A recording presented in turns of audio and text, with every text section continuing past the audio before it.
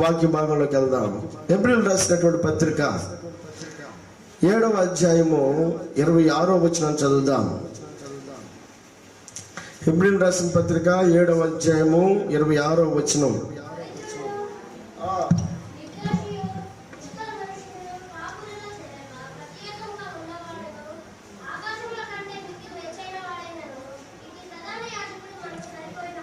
చాలండి. ఎవరైనా నిన్నటి రోజున మనం పుట్టినరోజు జరుపుకున్నాం, ఘనంగా ఆయన్ని ఆరాధించాం. అసలు ఎవరైనా ఆలోచన చేస్తే పవిత్రుడట, నిర్దోషట, నిష్కల్మషుడట, పాపంలో చేరక ప్రత్యేకముగా ఉన్నవాడు, ఆకాశ మండలము కంటే మిక్కిలి హెచ్చైన వాడు అయిన ఇట్టి ప్రధాన యాజకుడు మనందరికీ సరిపోయినవాడు. మనం అనుకుంటాం, ఇదిగో ఈ వ్యక్తితో స్నేహం నాకు సరిపోద్ది అని అనుకుంటాం, లేకపోతే ఫలానా కుటుంబంతో నాకు స్నేహం సరిపోద్ది అని అనుకుంటాం, లేకపోతే ఫలానా డాక్టర్ దగ్గరికి వెళ్తే నాకు సక్రంగా వైద్యం చేస్తాడు, ఆయన మన కుటుంబానికి సరిపోయిన వాడు అని అనుకుంటాం, లేదా ఫలానా స్కూల్కి తీసుకెళ్తే నా బిడ్డ చక్కగా చదువుకుంటుంది, ఆ స్కూల్ అయితే నా బిడ్డకి సరిపోద్ది అని మనం అనుకుంటాం. మనకున్నటువంటి ఆలోచన బట్టి, మనకున్నటువంటి అవగాహన బట్టి మనం తీసుకునే నిర్ణయం ఏంటో తెలుసా? మనకి ఏదైతే సూట్ అవుతుందో, ఏదైతే సరిపోద్దో దాన్ని మనం ఎన్నుకుంటా ఉంటాం. ఈ షర్ట్ అయితే నాకు సరిపోద్ది, లేకపోతే నా ఇల్లు ఇట్లా ఉంటే నాకు తగినట్టుగా ఉంటుంది, లేకపోతే నా బిడ్డలు ఇలా ఉంటే నాకు తగినట్టుగా ఉంటారు. ప్రతి దాంట్లో కూడా మనం సరిపోయిందని ఎన్నుకుంటా ఉంటాం, సరిపోయిన దానికోసం ఎదురు చూస్తూ ఉంటాం, సరిపోయిన దానితో స్నేహం చేయాలని కోరుకుంటా ఉంటాం, సరిపోయిన వ్యక్తి దగ్గరికి వెళ్ళి వైద్యం చేయించుకోవాలనుకుంటా ఉంటాం. అది వాక్యం సెలవిస్తున్నటువంటి మాటను కూడా ఆధారం చేసుకుంటే, ఆయన పవిత్రుడట, నిష్కల్మషుడట, పాపుల్లో చేరక ప్రత్యేకంగా ఉన్నవాడట, ఇట్టి ప్రధాన యాజకుడు మనందరికీ సరిపోయిన వాడట. అది ఒకరు కాదు, వాక్యం ఏమనుంటుందో తెలుసా? యేసుక్రీస్తు అందరికీ ప్రభువు, ఆయన అందరికీ ప్రభువు అయి ఉన్నాడు. కానీ ఎవరైతే స్వీకరిస్తారో, ఎవరైతే ఆయన యొక్క ముద్రను కోరుకుంటారో, ఆయన నాకు సరిపోయిన వాడని ఎవరైతే అవగాహన చేసుకుని అర్థం చేసుకుంటారో, వారికి సరిపోయిన వాడుగా ఉంటాడు, వారి జీవితాల్లో ఆయన కార్యం చేసేటువంటి వాడుగా ఉంటాడు. నువ్వు స్నేహం చేసే వ్యక్తి నీతో తిరుగుతాడా, లేకపోతే నువ్వు స్నేహం చేయనటువంటి వ్యక్తి బలవంతంగా వచ్చి మనతో స్నేహం చేయాలని కోరుకుంటాడా? మనం ఒక అడుగు ముందుకు వేస్తే వాడు కూడా ఒక అడుగు ముందుకు వేస్తాడు. మనం అతనితో స్నేహం చేయడానికి ఇష్టపడినప్పుడు, మనం భుజం మీద చేసినప్పుడు వాడు కూడా భుజం మీద చేస్తాడు. పక్కన ఉన్నటువంటి వాడు చూసేవాడు చూస్తానే ఉంటాడు, వాళ్ళకు కుదిరిందని అనుకుంటాడు. మనం దేన్నైతే ఎన్నుకుంటామో అది మనతో వస్తుంది. అట్లాగే స్నేహం చేసేటువంటి ఒక వ్యక్తి విషయంలో మనం శ్రద్ధ తీసుకున్నప్పుడు, లేకపోతే చిన్న వైద్యం చేసేటువంటి వ్యక్తి విషయంలో మనం శ్రద్ధ తీసుకున్నప్పుడు, లేకపోతే చిన్న స్కూల్ విషయంలో మనం శ్రద్ధ తీసుకొని అడుగులు వేస్తా ఉన్నప్పుడు, లేకపోతే మనం చేస్తున్నటువంటి ఆ డ్యూటీ ఇదైతే నాకు సరిపోద్ది, నేను ఈ జాబ్ చేయాలి, లేకపోతే ఇలా ఉండాలి, అలా ఉండాలి, ఏది ప్రతి దాంట్లో కూడా మనకు సూట్ అయిన దాన్ని మనం ఎన్నుకుంటా ఉంటాం. మనకు సూట్ అయిన మార్గంలో మనం ప్రయాణం చేయాలని కోరుకుంటా ఉంటాం, మనకు సూట్ అయిన వ్యక్తితో మనం స్నేహం చేయాలని కోరుకుంటా ఉంటాం, మనకు సూట్ అయినటువంటి వ్యక్తితో మనం వైద్యం చేయించుకోవాలని ఇష్టపడతా ఉంటాం. అయితే వాక్య సర్వస్వ మాట ఏంటి తెలుసా? పవిత్రుడైనటువంటి వాడితో స్నేహం చేయాలని కోరుకుంటా వ్యక్తి ఎవడైనా ఉన్నాడా? ఆయన పవిత్రుడు, నిష్కల్మషుడు, నిర్దోషి, పాపుల్లో చేరనటువంటి వాడు, ప్రత్యేకంగా ఉన్నటువంటి వాడు, ఇట్టి ప్రధాన యాజకుడు మనందరికీ సరిపోయిన వాడు అని హెబ్రీ గ్రంథకర్త అంటా ఉన్నాడు. అది స్వీకరించే మనస్తత్వం మనలో ఉంటే ఆయన మనకు కూడా సరిపోయినటువంటి వాడే, మనందరికీ సరిపోయిన వాడు గనుకే లోకంలో ఉన్నటువంటి ప్రతి ఒక్కరిని ప్రేమించాడట. ఏమంటాడు తెలుసా? లోకమును ఎంతో ప్రేమించిన కాగా తన అద్వితీయ కుమారునట మన కొరకు ఇచ్చాడట.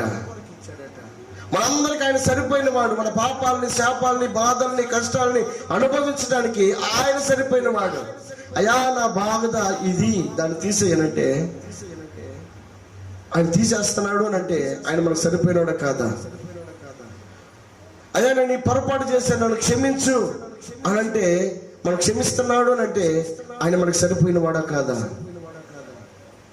పాపాత్మురాలైనటువంటి స్త్రీ పట్టబడిందట, ప్రజలంతా అంటా ఉన్నారు ఏమో పాపం చేసింది అని అంటా ఉన్నారు.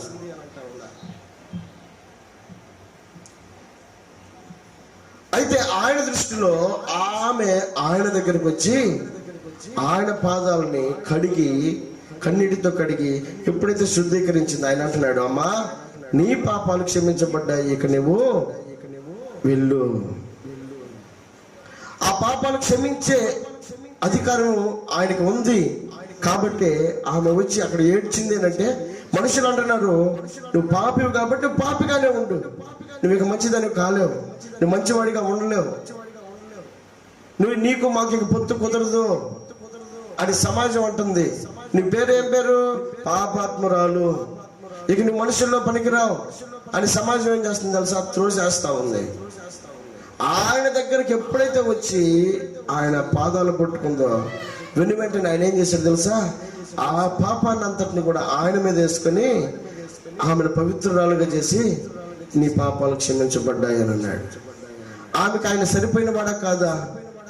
అప్పటి వరకు లోకంతో స్నేహం చేసింది, లోకం సరిపోయింది అనుకుంది, లోకం నాతో ఉంటుంది అనుకుంది. లోకం ఏమంటుంది తెలుసా? నువ్వు పాపివి కాబట్టి పాపిగానే ఉండు, నువ్వు తప్పు చేసావు కాబట్టి తప్పుడు దానివే, తప్పు చేసావు కాబట్టి తప్పుడోడివే. ఇదే కోణంలో లోకం చూస్తా ఉంటే ఎన్ని రోజులు నేను ఈ మాట పడాలి, ఎన్ని రోజులు నేను ఈ మాటలు అనిపించుకోవాలి అని అనుకుంది. ఆ పాపం చేసేటువంటి వ్యక్తే నువ్వు పాపమే అంటున్నాడు. కానీ చివరికి అర్థమైంది ఏంటి తెలుసా? వీరెవ్వరు కూడా నన్ను అర్థం చేసుకునే వ్యక్తి లేడు అనుకుంది. ఆయన పాదాల దగ్గరికి వెళ్ళింది. ఆయన అంటున్నాడు, నీ పాపాలు క్షమించబడ్డాయి అని అంటా ఉన్నాడు. ఆమెకు ఎవరు సరిపోయిన వాడు? అప్పటి వరకు లోకం సరిపోయింది. ఆమెకి అర్థమైంది ఎప్పుడు తెలుసా? ఆమెను ఎప్పుడైతే ఏలు పెట్టి చూపిస్తా ఉందో, ఆమెను మనిషిగా ఎప్పుడైతే గుర్తించలేదో ఆమెకు అర్థమైంది ఏంటంటే, వీళ్ళు ఇంకెన్నటికీ కూడా నన్ను క్షమించరు.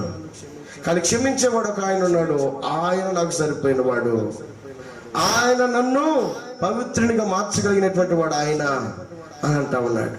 దీని స్తోత్రం చెల్లిద్దాం. హల్లెలూయా. ఆయన అందరికీ సరిపోయినటువంటి వాడట, అందరికీ సరిపోయినటువంటి వాడు. 12 సంవత్సరాల రక్తస్రావంతో ఉన్నటువంటి ఆ స్త్రీకి సరిపోయింది ఎవరు అనుకుంది? వైద్యులు నాకు సరిపోయిన వారు అని అనుకుంది. ఆ వైద్యులు ఏం చేశారు తెలుసా? ఉన్న డబ్బులన్నీ లాక్కొని ఆమె ఎలా ఉందో అలాగే విడిచిపెట్టేసి వెళ్ళిపోయారు. డబ్బులు ఒక్క పైసా లేదు ఆమె దగ్గర, తిరుగుదామంటే ఓపిక లేదు, ఖర్చు పెడదామంటే డబ్బులు లేవు, మొత్తం అయిపోయినాయి. చివరికి అర్థమైంది ఏంటంటే, నాకు ఆయన సరిపోయిన వాడు. వెంటనే తన హృదయాన్ని మార్చుకుంది, వెళ్ళి ఆయన వస్త్రపు చెంగును ముట్టింది. ఆయన ఏం చేశాడు? ఆమె ఏ స్థితిలో నుండి ఆయన వస్త్రపు చెంగును పట్టుకుందో ఆ స్థితిలో నుండి ఆమెను బయటికి తీసుకొచ్చాడు. ఆయన సరిపోయిన వాడా? డాక్టర్లు సరిపోయిన వాడా? ఆయన సరిపోయినటువంటి వాడు. ఆమె ఖర్చు పెట్టింది ఎవరికి? వారికి. కానీ వారు కదా సరిపోవాల్సింది. కానీ చివరికి విడిచిపెట్టేసి వెళ్ళిపోవడానికి గల కారణం ఏంటి? వారి వల్ల కాల. మధ్యాహ్నకాల సమయంలో దేవుడు నీతో నాతో మనందరితో మాట్లాడుతూ ఉన్నాడు. మనందరికీ సరిపోయినటువంటి వాడు ఆయన. అది మనం స్వీకరించే విధానాన్ని బట్టి ఉంటుంది.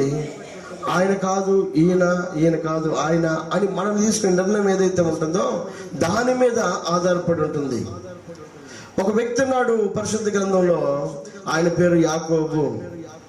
ఆ యాకోబు అనేటువంటి వ్యక్తి తన అన్నను మోసం చేశాడు, ఆశీర్వాదం తీసుకున్నాడు. అన్నకు కోపం వచ్చింది, ఆ అన్న చంపాలని ప్రయత్నం చేస్తా ఉన్నాడు. అన్న చంపడానికి ప్రయత్నం చేస్తా ఉంటే తల్లి అంటది, నువ్వు వెళ్ళి నీ మామ అయినటువంటి లాభాల దగ్గరికి వెళ్ళిపో అనగానే ఆయన అనుకున్నాడు, నాకు లాభాలు సరిపోయిన వాడు అని అనుకున్నాడు. ఏ సమయంలో? కష్ట సమయంలో, క్లిష్ట పరిస్థితుల్లో చంపడానికి చూస్తున్నటువంటి అన్న నుండి తప్పించడం కోసం లాభాలు నాకు సరిపోయినటువంటి వాడు అని తల్లి ఇచ్చినటువంటి నిర్ణయాన్ని ఆధారం చేసుకుని ప్రయాణాన్ని మొదలుపెట్టాడు. మొదలుపెట్టినటువంటి ఈ యాకోబు వెళ్తూ వెళ్తూ వెళ్తూ వెళ్తూ మొత్తానికి దేవుణ్ణి జ్ఞాపకం చేసుకున్నాడు.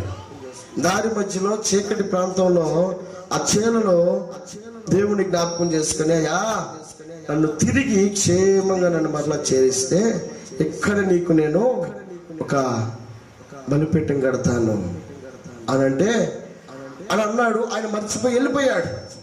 వెళ్ళిపోయి ఈయన గురి దృష్టి అంతా కూడా ఎక్కడుంది? ఇది జాగ్రత్తగా గమనిద్దాం. వెళ్తే ఏం చేశాడు?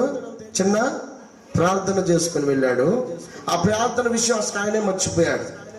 వెళ్ళిపోయాడు. మొత్తానికి తల్లి చెప్పిన మాట విని లాబాను దగ్గరికి వెళ్ళిపోయి అక్కడ నాకు క్షేమంగా ఉంటాను అని అనుకున్నాడు. వెళ్ళాడు.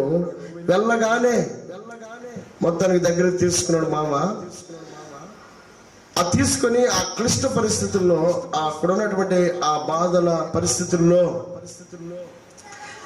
ఆమె ఆయన చేసుకోవాలనుకున్నదేమో రాహేలునైతే మామ మోసం చేసి లేయానిచ్చి వివాహం చేస్తాడు.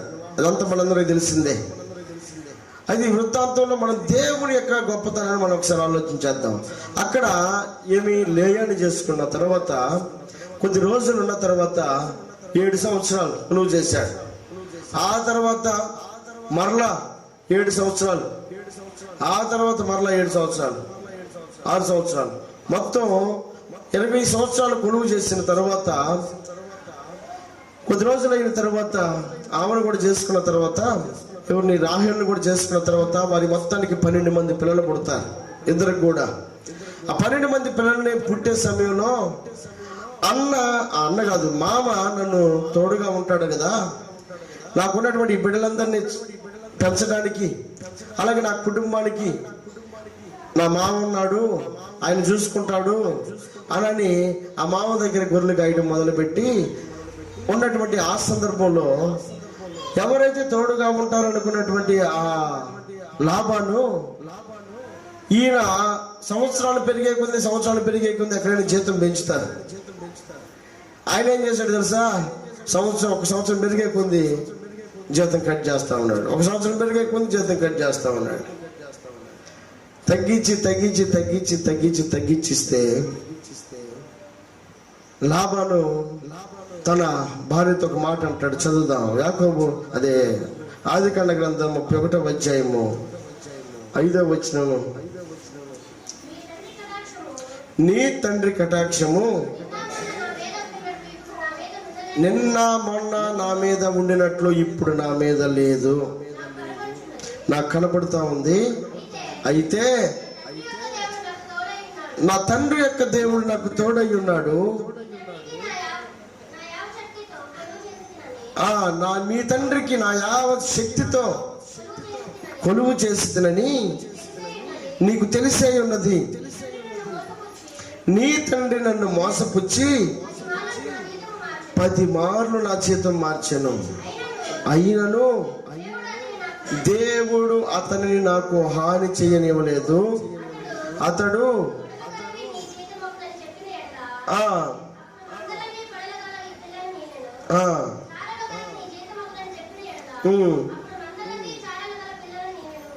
చాలండి.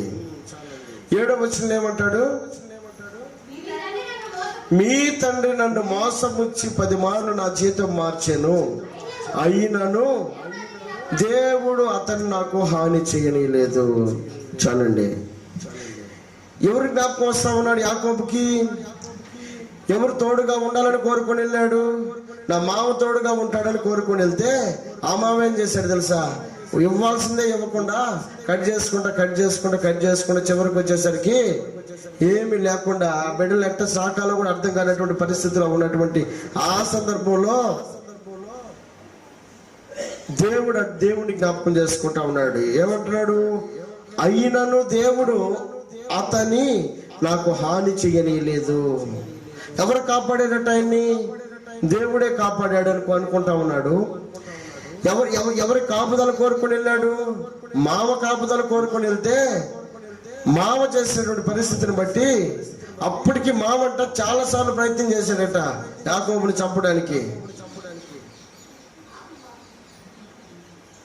యాకోబు అంటాడు, అయినను నా దేవుడు మీ తండ్రి నుండి నాకు హాని చేయనీయలేదు. ఎవరు కాపాడారు? దేవుడు కాపాడాడు. అంత మాత్రమే కాకుండా అతనికి దేవుడు ఇచ్చిన ఆలోచన ఏంటో తెలుసా? ఇద్దరు ఆయన అంటున్నాడు, పొడల కల్లవి ఎక్కువగా ఎవరి అయితే వారియే మంద. మామకు తెలుసు పొడలవి ఎక్కువగా వస్తాయి, మన పొడలు కాదు మామూలుగా ఉన్నవే ఎక్కువగా వస్తాయి అని చెప్పని అనుకుంటే ఈ మామ ఎట్లాగైనా సరే యాకోబుని మోసం చేయాలని ఆలోచన చేసి మొత్తానికి యాకోబు ఆలోచనకు తగినట్టుగా యాకోబు ఎట్టగైనా సరే దీంట్లో నష్టపోవాలి అని అనుకొని ఆయనతో అంటాడు, ఇక్కడ ఉన్నటువంటి ఈ మందలో పొడల కల్లవే నీవి, మిగతా ఎన్ని నావి అని అనగానే పుట్టబోయేటువంటి పిల్లలు కూడా ఏవైతే పొడలగలవో అవే నీ, లేకపోతే మిగతా ఎన్ని నాయి అనంటే ఇతడి ఆలోచన ఎరిగినటువంటి ఈ యాకోబు దేవుని దగ్గర మొరపెడితే దేవుడు ఒక ఆలోచన ఇస్తాడు. ఏమని? వెళ్ళి అవి సూడితో ఉన్నప్పుడు ఆ నీళ్ళల్లో ఆ రంగులు రంగులుగా మెరిసేటువంటి ఆ కర్రలు తీసుకెళ్లి దాంట్లో అవి నీళ్లు తాగేటప్పుడు వాటిని చూస్తూ ఉంటాయి. ప్రతిసారి వాటిని చూసినప్పుడు అట్లాగే పుడతాయని చెప్పానంటే యాకోబు సేమ్ అలాగే చేసినప్పుడు చివరికి వచ్చే బిడ్డలన్నీ కూడా ఏ పొడల కల్లవి నీ అని అన్నాడో అన్ని పొడల కల్లవి వచ్చినాయి, మిగతా ఏమో లేవు. మామకి ఏం అర్థం కాల. ఉన్న పరిస్థితుల్లో యాకోబు దేవుని మీద ఆధారపడ్డాడు. అప్పటి వరకు మామ మీద ఆధారపడ్డ యాకోబు ఒక పక్క భార్యల పరంగా నష్టపోయాడు. 20 సంవత్సరాలు కొలువు చేసినప్పటికీ కూడా అక్కడ సంపాదించిన ఆస్తి ఏమాత్రం కూడా యాకోబుకి రాలా.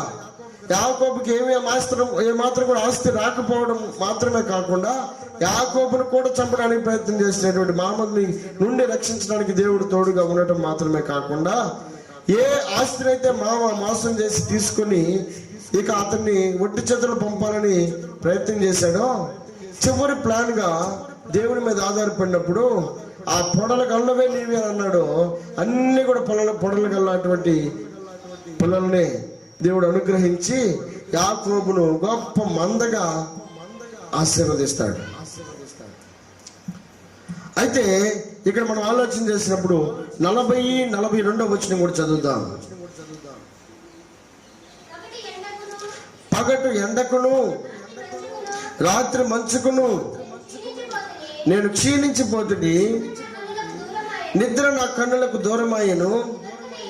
ఇది వరకు నీ ఇంటిలో 20 ఏండ్లు ఉంటిని, నీ 2 కుమార్తెల నిమిత్తము 14 ఏండ్లను, నీ మందల నిమిత్తం 6 ఏండ్లను నీకు కొలువు చేసి తిని.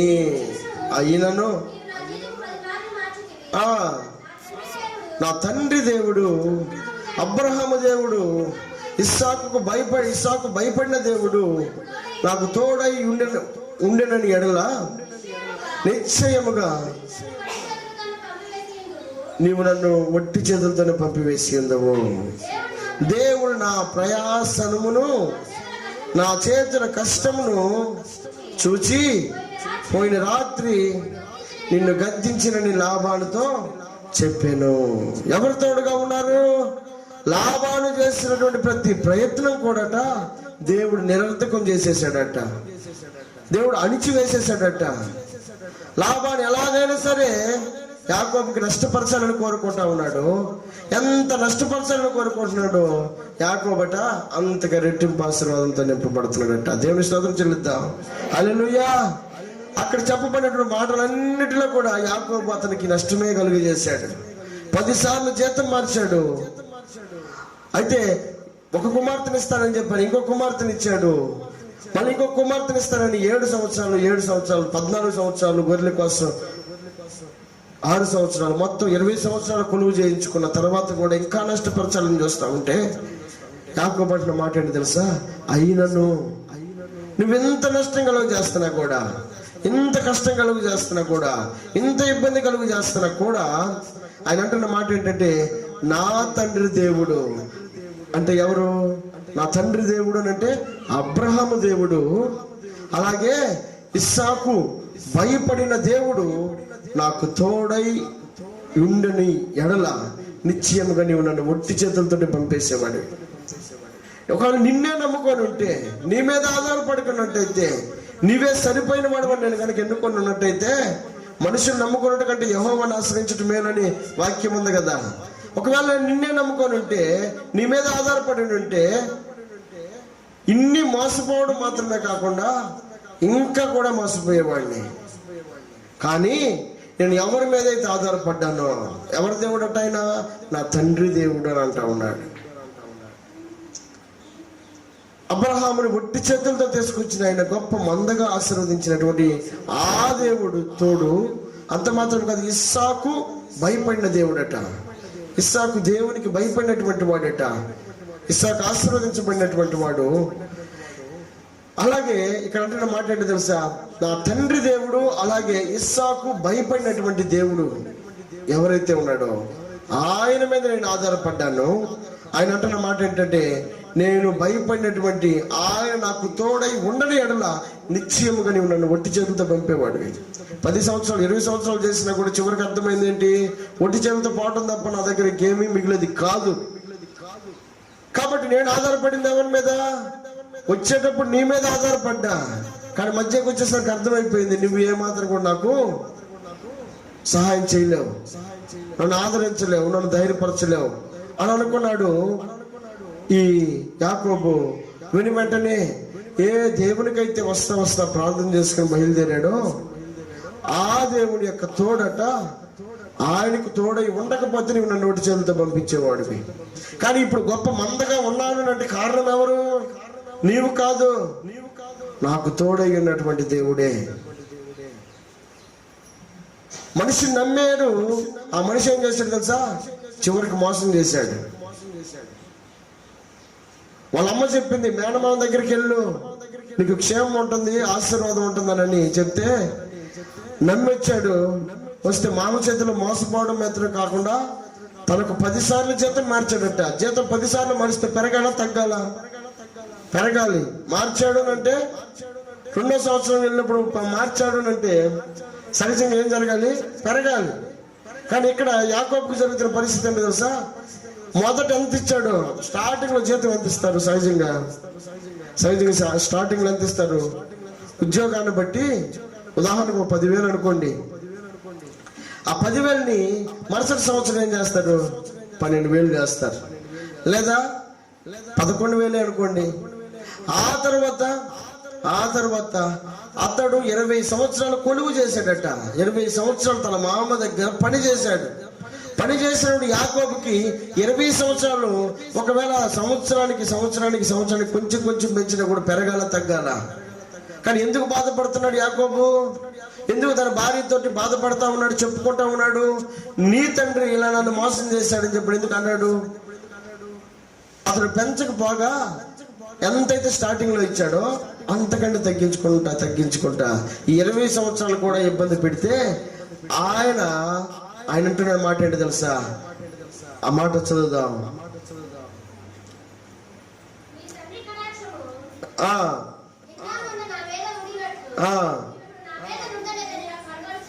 ఇప్పుడు నా మీద ఉండలేదని నాకు కనబడతా ఉంది. అయితే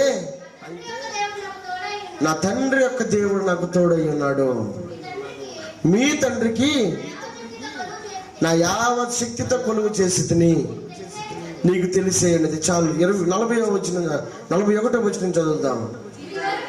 ఇది వరకు నీ ఇంటిలో 25 ఏళ్ళుంటిని, నీ 2 కుమార్తెల నిమిత్తం 14 ఏండ్లను, నీ మందల నిమిత్తం 6 ఏండ్లను నీ కొలువు చేశాను. అయినను నీవు నా జీతము 10 మార్లు మార్చితివి. నా తండ్రి దేవుడు, అబ్రహాము దేవుడు, ఇస్సాకు భయపడిన దేవుడు నాకు తోడై ఉండని ఎడల నిశ్చయముగా నీవు నన్ను ఒట్టి చేతులతోటే పంపేసేవాడివి. దేవుడు నా ప్రయాసమును, నా చేతుల కష్టమును చూసి పోయిన రాత్రి నిన్ను గద్దించానని చెప్పాను. 128వ కీర్తన 2వ వచనం చదువుదాం. 128వ కీర్తన 2వ వచనం. నిశ్చయముగా నీ చేతుల కష్టార్జితము నీవు అనుభవించదవు, నీవు ధన్యుడవు, నీకు మేలు కలుగును. చాలండి. నిశ్చయముగా నీవు నీ చేతుల కష్టార్జితము అనుభవించదవు, నీవు ధన్యుడువు, నీకు మేలు కలుగును. ఎందుకు? ఎలా నువ్వు ధన్యుడు అవుతావు? ఎలా నువ్వు నీ చేతుల కష్టార్జితాన్ని అనుభవించగలుగుతా? కొన్నిసార్లు ఎంత ప్రయాస చేసినా కూడా మన చేతుల కష్టార్జితమే మనం తెలియని పరిస్థితి, మనం అనుభవించలేనటువంటి పరిస్థితి. మన ప్రయాస ఎందుకురా ఇంత కష్టపడ్డాను అనుకునేటువంటి స్థితి, ఎందుకు ఇంత ప్రయాసపడ్డానన్న పరిస్థితి మనకు ఎదురయ్యేటువంటి పరిస్థితి ఎదురవుతుంది. యాకోబుకి ఎదురయ్యింది. కానీ ఆ ఎదురైనటువంటి ఆ పరిస్థితిలో 10 సార్లు జీతం మార్చినా కూడా బాధపడ్డాడు, కుమిలిపోయాడు. కానీ చివరికి ఒక్క మాట అంటున్నాడు, ఏంటో తెలుసా? అయినను నా తండ్రి దేవుడు, అలాగే ఇస్సాకు భయపడినటువంటి దేవుడు ఎవరైతే ఉన్నాడో ఆయన కాపుదలే కనుక నాకు లేకపోతే, ఆయన తోడే కనుక నాకు లేకపోతే నిశ్చయముగా నీవు నన్ను ఒట్టి చేతులతోటే పంపించేసేవాడివి. కానీ దేవుడు ఒక ఆయన ఉన్నాడే, నేను దేవుడికి మొర్ర పెట్టానే, నేను దేవుడి మీద ఆధారపడ్డానే, ఆయన మాత్రం నన్ను వదిలిపెట్టలా, ఆయన మాత్రం నన్ను విడిచిపెట్టలా. మనిషివిగా నువ్వు నన్ను వదిలిపెట్టచ్చు, కానీ దేవుడు ఒక ఆయన ఉన్నాడు న్యాయం చేసేవాడు, ఆయన మాత్రం నన్ను వదిలిపెట్టలేదు. ఆయన నాకు కావలసినటువంటి ఆశీర్వాదాన్ని ఆయన ఇచ్చాడు. ఆశీర్వాదింపబడిన తర్వాత అంటున్నాడు యాకోబు, మామ దగ్గరికి వెళ్ళి పలుకుతా ఉన్నాడు, నీ దగ్గర ఉంటే ఈ ఆశీర్వాదం వచ్చేది కాదు, నిన్ను నమ్ముకొని ఉంటే నాకు ఈ ఆశీర్వాదం వచ్చేది కాదు. నేను ఎప్పుడైతే దేవుణ్ణి నమ్ముకొని ఉన్నానో, దేవుని మీద ఆధారపడ్డాను, నిన్ను నమ్మినంతసేపు 20 సంవత్సరాలు కొలువు చేశా, 20 సంవత్సరాలు కష్టపడ్డా, 20 సంవత్సరాలు నా కష్టాన్ని నీకు దారపోసా, అయినా నీ వల్ల నాకు ఫలితమే లేదు. కానీ ఆయన చెప్తున్న మాట తెలుసా? నేను ఎప్పుడైతే దేవుని మీద ఆధారపడ్డానో, ఎప్పుడైతే దేవునికి మొరపెట్టుకున్నానో, నా తండ్రి దేవుడు, నా ఇస్సాకు భయపడినటువంటి దేవుడు ఎవరైతే ఉన్నాడో ఆయనకి చెప్పుకున్నా, ఆయన మీద ఆధారపడ్డా, అప్పటి నుంచి నేను ఆశీర్వాదకరంగానే ఉన్నా, నేను దీవెనకరంగానే ఉన్నా అని యాకోబు తన మామ దగ్గరికి వచ్చి చెప్తాను. నిన్ను నమ్ముకొని ఉంటే నన్ను ఒట్టి చేతులతోటే పంపించేసేవాడివి, నేను ఎప్పుడైతే నా తండ్రి దేవుడిని నమ్ముకున్నానో అప్పటి నుంచి నా కష్టార్జితాన్ని నేను అనుభవిస్తా ఉన్నాను అని అంటాను. దీని స్తోత్రం చెల్లిద్దాం. హల్లెలూయా. అయితే ఇక్కడ ఒక మాట అంటాడు, కీర్తన భాగంలో ఏమంటాడు అక్కడ? నిశ్చయముగా నీ చేతుల కష్టాన్ని అనుభవించదువు, నువ్వు ధన్యుడువు, నీకు మేలు కలుగును. ఎప్పుడు ధన్యులుగా మార్చబడగలుగుతాం, ఎప్పుడు ఆశీర్వాదకరంగా ఉండగలుగుతాం, ఎప్పుడు దీవెనకరంగా ఉండగలుగుతాం, ఎప్పుడు మన కుటుంబాల్లో ఆశీర్వాదాన్ని మనం పొందుకోగలుగుతాము అని అంటే, నువ్వు మనుషుల మీద ఆధారపడితే వారు నిన్ను మోసగిస్తారు, దేవుని మీద ఆధారపడితే మోసం చేసేటువంటి వ్యక్తి యొక్క మనసును కూడా మారుస్తాడు. కాబట్టి మనకి హెబ్రీ గ్రంథకర్త చెప్తున్న మాట ఏంటి? ఆయన పవిత్రుడు, నిర్దోషి, నిష్కల్మషుడు, పాపులలో చేరక ప్రత్యేకముగా ఉన్నవాడు, ఆకాశము కంటే మిక్కిలి హెచ్చైన వాడునైనా ఇట్టి ప్రధాన యాజకుడు మనకు సరిపోయిన వాడు. ఎట్టి ప్రధాన యాజకుడు మనకు సరిపోయిన వాడు అంటే పవిత్రుడైనటువంటి దేవుడు, నిర్దోషి అయినటువంటి దేవుడు, పాపులలో చేరకుండా ప్రత్యేకముగా ఉన్నటువంటి ఆ దేవుడట మనందరికీ సరిపోయిన వాడట, మన కుటుంబాలకు సరిపోయిన వాడట, మన బిడ్డలకు సరిపోయినటువంటి వాడు. ఇందా చెప్పినట్లుగా మన చిన్న ఒక వ్యక్తితో స్నేహం చేయాలంటే వాడు మనకు సరైన వాడు కాదని మనం బేరీ చేసుకుంటాం. మన మనసులో మనకంటే తక్కువ వాడిని మనం దగ్గరికి తీసుకోలేము. మనుషుల యొక్క స్వభావం ఏంటంటే నాకు ఇతను సరిపోయిన వాడు అని ఎప్పుడు అనుకుంటాం? ఒకవేళ మన మాటలు కలిస్తే ఇతను నాకు సరిపోయిన వాడు అనుకుంటాం, మన స్థితిగతులు సరిపోతే ఇతను నాకు సరిపోయిన వాడు అనుకుంటాం. మంచి డాక్టర్ దగ్గరికి వెళ్ళేటప్పుడు ఫలానా వ్యక్తి అయితే నా రోగానికి సరిపోయిన వాడు అనుకుంటాం, అయితే ఫలానా కుటుంబం నాకు సరిపోయిన వ్యక్తి అనుకుంటాం. ప్రతిదాన్ని మనం బేరీ చేసుకుని అది నాకు సరిపోయింది, నా బిడ్డకి ఆ స్కూల్ అయితే నాకు సరిపోద్ది, లేకపోతే ప్రతిదీ కూడా మనం బేరీ చేసుకుని ప్రతిదాన్ని కూడా మనం ఏదైతే మనకి సరిపోద్దో, ఏదైతే మనకి సూట్ అవుతుందో, వేసుకునే బట్టల దగ్గర నుండి, చేసే స్నేహం కాడి నుంచి, చేయించుకునే వైద్యం దగ్గర నుండి ప్రతిదీ కూడా మనకు సరిపోయింది అని మనం ఎదురు చూసి అన్నిటిని ఎన్నుకొని చివరికి దేవుణ్ణి ఎన్నుకునే విషయంలో మనం ఆయన మనకు సరిపోయిన వాడా కాదా, ఆయన మనం సక్రమైన మార్గంలో నడిపేవాడా కాదా అని కనుక మనం కనుక దాన్ని తృణీకరిస్తే అది మనకు ఆశీర్వాదం కాదు. మొదట యాకోబు తల్లి మాట విని ఎక్కడికి వెళ్ళాడు? ఎవరిని ఆధారం చేసుకుని వెళ్ళాడు?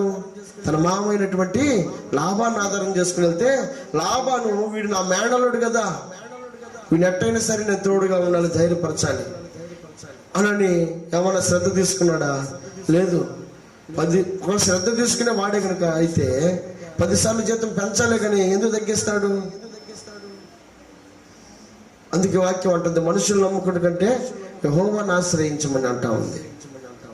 దేవుడే కనుక మనకి తోడుగా ఉంటే, దేవుడే కనుక మనల్ని ఆశీర్వదిస్తే, మనుషుల యొక్క మనస్తత్వాలను మార్చేవాడు ఆయనే. మనం ఎవరి దగ్గరికి వెళ్ళాలని కోరుకున్నా వెళ్లే ముందు మనం ప్రార్థన చేసుకోగలిగితే, మనం ఏ పని అయితే చేయాలనుకున్నా ఆ పనికి నిమిత్తమే మనం ప్రార్థన చేసుకోగలిగితే, మనం ఏ కార్యం కొరకైతే మనం వెళ్ళడానికి సిద్ధపడతా ఉన్నామో ఆ కార్యం కొరకు ప్రార్థన చేసుకోగలిగిన వారమైతే ఆయన అన్నిట్లో కూడా మనకు తోడుగా ఉంటాడు. యాకోబు ఏం చేశాడు? తన ఇంటి దగ్గర నుంచి వచ్చేటప్పుడు ఎప్పుడైతే ప్రార్థన చేసుకున్నాడో ఆ ప్రార్థన తను ఆశీర్వదింపబడే వరకు కూడా ఆ ప్రార్థన తోడుగా ఉందట.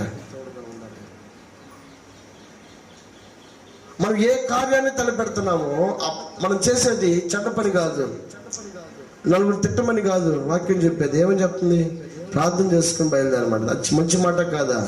ఇవి అనేకులకి ఇవి పనికిరావు. ఈ మాటలు లోకం వీటిని విసర్జిస్తుంది, లోకం వీటిని తృణీకరిస్తుంది. మంచి చెప్పేటప్పుడు అది ఏదైనా సరే, అది ఏ మతమైనా సరే, మంచి చెప్తున్నప్పుడు వినాలి, మంచిని మనం గ్రహించాలి, మంచిని మనం ఆధారం చేసుకొని అడుగులు వేయాలి. కాబట్టి వాక్యం సెలవిస్తున్న మాట ఏంటి? ఆయన పవిత్రుడైనటువంటి వాడు, నిర్దోషి అయినటువంటి వాడు, నిష్కల్మషుడైనటువంటి వాడు, పాపుల్లో చేరక ప్రత్యేకంగా ఉన్నటువంటి వాడు, ఆకాశ మండలం కంటే హెచ్చైనటువంటి వాడు అయినటువంటి ఇట్టి ప్రధాన యాజకుడు మనకు సరిపోయిన వాడు. ఆయన మనకి సరిపోయిన వాడు గనుకే పరలోకం నుండి భూలోకానికి దిగి వచ్చాడు. నిన్న పుట్టినరోజు జరుపుకున్నాం. ఎందుకు జరుపుకున్నాం? ఆయన ఈ లోకానికి వచ్చాడు కాబట్టి.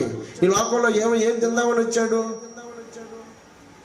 ఆయనకు అక్కడ తక్కువ ఇచ్చాడు, ఇక్కడికి మనకు తక్కువైంది కాబట్టి మనకి ఇవ్వడం కోసం వచ్చాడు. మనం బలహీనమై ఉన్నాం కాబట్టి మనం బలపరచడం కోసం వచ్చాడు. ఏమంటాడు? రోమీయులకు రాసిన పత్రిక 5వ అధ్యాయంలో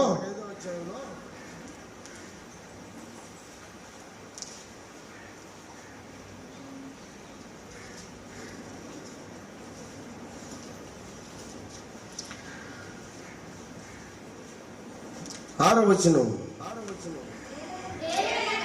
ఏలయనగా మనమింకను బలహీనులమై ఉండగా క్రీస్తు యుక్త కాలమున భక్తిహీనుల కొరకు చనిపోయెను, నీతిమంతుల కొరకు సహితము ఒకడు చనిపోవుట అరుదు.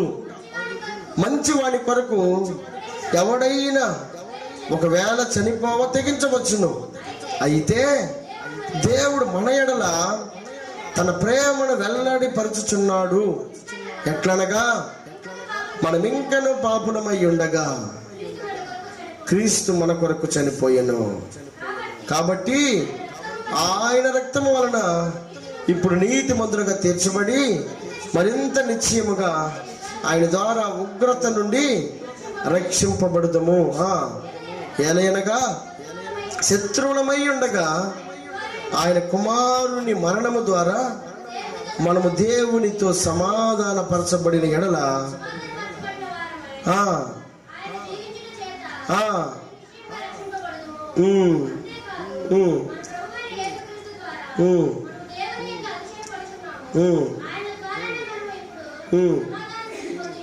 చాలండి.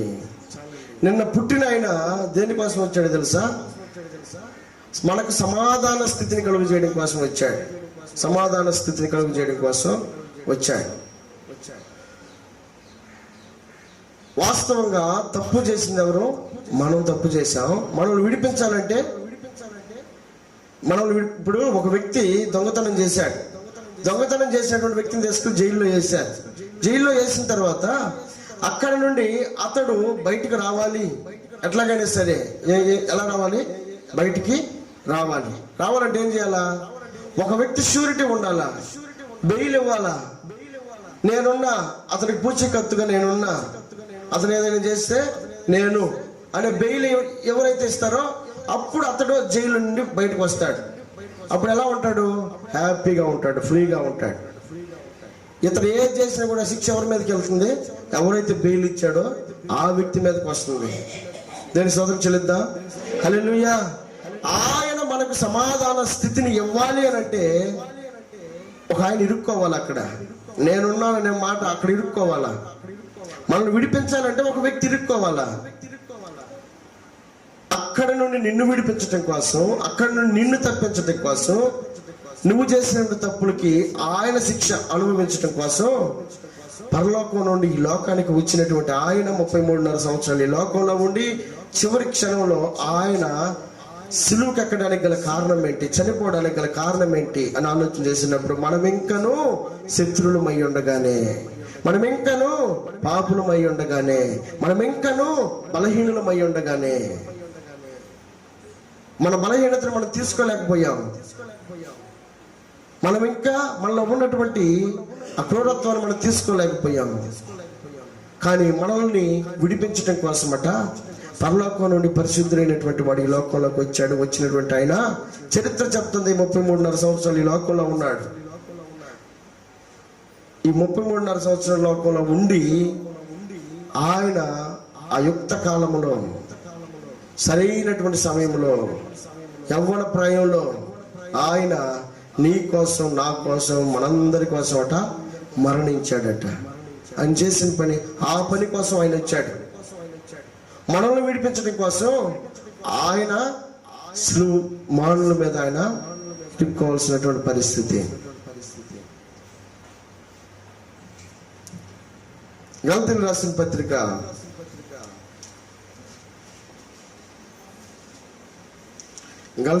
పత్రిక 4వ అధ్యాయం 4వ వచనం. అయితే కాలం పరిపూర్ణమైనప్పుడు దేవుడు తన కుమారుని పంపెను. ఆయన స్త్రీ యందు పుట్టి మనము దత్తపుత్రులము కావాలని ధర్మశాస్త్రములకు లోబడి ఉన్న వారిని విమోచించుటకై ధర్మశాస్త్రముకు లోబడి వాడాయను. చివరిలో ఏముంది?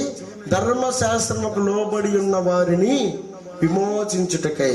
ఎవరైతే ఇరుక్కొని ఉన్నారో, ఎవరైతే శాపములో ఉన్నారో, ఎవరైతే పాపంలో ఉన్నవారో వారిని విమోచించుటకై అంటే విడిపించుటకై ఆయన లోబడ్డాడట ధర్మశాస్త్రానికి. ధర్మశాస్త్రం అంటే చట్టం. చట్టానికి ఎవరో ఒకరు లోబడితే బయటికి రిలీజ్ చేస్తారు. ఒక వ్యక్తి దొంగతనం చేశాడు, ఆ చేసినటువంటి వ్యక్తిని విడిపించడం కోసం ఒక వ్యక్తి బెయిల్ ఇస్తే గానీ ఆ వ్యక్తి బయటికి రాడు.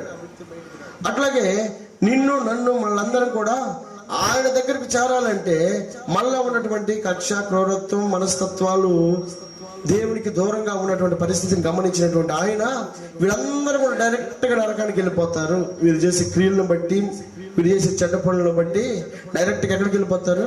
నరకానికి వెళ్ళిపోతారు. అందుకు కాదు కదా నేను సృజించింది. ఈ భూమి మీద మనిషిని సృజించింది దేనికోసం? వారు ఉన్నత స్థితిలో ఉండాలని ఆయన కోరుకున్నాడు. కానీ మనుషుల్లాగా ఉండకుండా వారి మనస్తత్వాలు మార్చుకునేటువంటి ఆ విధానాన్ని మార్చడం కోసం, ఆ పరిస్థితిలో ఉన్నటువంటి వారిని విడిపించడం కోసం, ఆయన సిలువ ఎక్కడం కోసం ఈ లోకానికి వచ్చాడు. ఆయన ఏమంటుంది అక్కడ? ధర్మశాస్త్రంకు లోబడి ఉన్న వారిని విమోచించుటకై. మనం తప్పు చేసాం, చట్టానికి లోబడిపోయాం, పట్టుబడ్డాం. కానీ అక్కడి నుంచి విడిపించాలంటే ఎవరి వల్ల కావడంలా, ఏ మనిషి కూడా లేడట. కానీ అట్టి పరిస్థితుల్లో నుండి ఆయన నిన్ను, నన్ను విమోచించుటకై, విడిపించుటకై ఏం చేశాడు? ఆయన ధర్మశాస్త్రానికి లోబడ్డాడట. తప్పు చేసిన నేను అని అంటున్నాడు. చేసింది మనమైనప్పటికీ కూడా ఆయన అంటున్నమాట, నేను తప్పు చేసింది, ఆమె కాదు, ఆయన కాదు, నేనే పొరపాటు చేశా, నేనే తప్పు చేశా, ఆ శిక్ష ఏదైతే ఉందో అది నా మీద వేయండి అనే దానికోసం ఆయన ఈ లోకంలోకి వచ్చాడు. అందుకే ఆయన ఈ శిలువ మీద చనిపోవడానికి గల కారణం నిన్ను విమోచించుటకై, నిన్ను విడిపించుటకై, నిన్ను బంధకముల నుండి తప్పించుటకై. మనం ఆల్రెడీ బలహీనులమై ఉన్న మన కోసం, ఆల్రెడీ శత్రువులమై ఉన్న మన కోసం. శత్రువులు ఎప్పుడయ్యాం? ఆయనకు విరోధంగా చేసిన కార్యాలను బట్టి శత్రువులం అయిపోయాం. ఆ శత్రువులైనటువంటి మన కోసం, ఆ బలహీనులైనటువంటి మన కోసం ఆయన తన ప్రాణం పెట్టడం కోసం వచ్చాడట. నేను స్తోత్రం చెల్లిద్దాం. అయితే అట్టి ప్రధాన యాజకుడు మనందరికీ సరిపోయిన వాడట. ఆయన అంటాడు, ప్రయాసపడి భారం మోయించిన సమస్త జనులారా నా యొద్దకు రండి. సమస్త జనులారా, అది ఏ జాతి అయినా అవ్వచ్చు, ఎవరైనా కావచ్చు. సమస్త జనులారా, భూమి మీద మనిషి అనేటువంటి వ్యక్తి ఎవరైతే ఉంటారో వాళ్ళందరినీ కూడా అంటారన్నమాట, నా యొద్దకు రండి, నేను మీకు విశ్రాంతినిస్తా. మీరు మీ ప్రయాసలు, మీ ఆలోచనలు, మీ తలంపులు ఇవన్నీ కూడా మిమ్మల్ని సరైన మార్గంలోకి నడిపించం. దేవుని వాక్యాన్ని ఆధారం చేసుకుని మనం వేసే అడుగు ఏదైతే ఉంటుందో అది మన జీవితాలకు ఆశీర్వాదకరంగా మార్చబడుతుంది. మహాత్మా గాంధీ గారు అంటారు, ఆయన బ్రతుకున్న రోజుల్లో బైబిల్ని చదివి ఆయన చెప్తున్న మాట ఏంటంటే, యేసుక్రీస్తు మతం కాదు, యేసుక్రీస్తు ఒక మార్గం. ఆ మార్గాన్ని పట్టుకుంటే నాతో గనక అట్టి వ్యక్తులు గనక నలుగురుంటే నేను ఈ దేశాన్ని మారుస్తాను అని అంటాడు. ఆయన పుస్తకంలో రాసిన మాట అది. యేసుక్రీస్తు లాంటి వ్యక్తులు నలుగురు కనుక నాకు తోడుగా ఉంటే నేను ఈ దేశాన్ని మార్చేస్తాను అంటాడు. అంటే అట్టి మార్గాన్ని చూపించింది ఎవరు? దేవుడే. నీవు నేను ఎందుకు వస్తున్నావు? పక్కన కొట్టమని చెప్తున్నావా?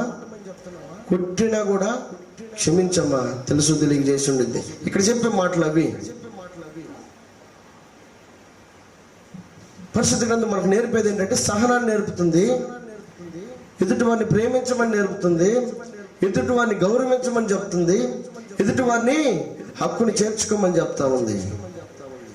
ఆయనే మనల్ని చేర్చుకున్నప్పుడు, ఎలా ఉన్నప్పుడు చేర్చుకున్నాడట? ఆయన మనం బలహీనులమై ఉండగానే ఆయన చేర్చుకున్నాడట. మనం శత్రువులమై ఉండగానే ఆయన మనల్ని చేర్చుకున్నాడట. మనం ఆ స్థితిలో ఉన్నప్పుడే మనం చేర్చుకున్నప్పుడు మన పక్క వారిని ఏలు పెట్టి చూపించేంత స్థితి మనకుందా? కాబట్టి మనం ఏం చేయాలి? వారిని కూడా అర్థమయ్యే విధంగా మనం కూడా వారిని చేర్చుకునే వారంగా ఉండాలి. అయితే ఈ మధ్యాహ్న కాల సమయంలో ఆయన చెప్తున్నటువంటి మాట, యాకోబు మామ సరిపోయిన వాడు అనుకున్నాడు, కానీ మనిషిని నమ్మాడు కదా. మనిషి మనస్తత్వం అలాంటిది, మోసం చేసే మనస్తత్వం. కానీ ఎప్పుడైతే దేవుని మీద ఆధారపడ్డాడో దేవుడే తనని ఆశీర్వదించాడు.